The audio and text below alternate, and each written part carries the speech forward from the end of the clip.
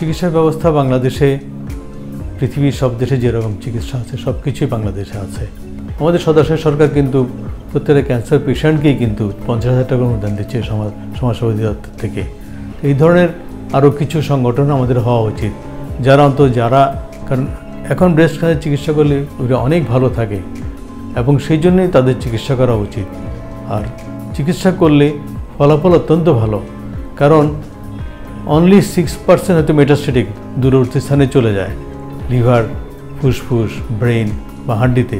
বাকি কিন্তু 94% কিন্তু আমরা বলি আইদার লোকালাইজড অথবা লোকালি অ্যাডভান্স, এবং লোকালাইজ বা লোকালি অ্যাডভান্স যেগুলি সেগুলির চিকিৎসা পদ্ধতি অত্যন্ত চমকপ্রদ এবং তার ফলাফলও কিন্তু খুবই চমকপ্রদ। Brought to you by Beacon Pharmaceuticals.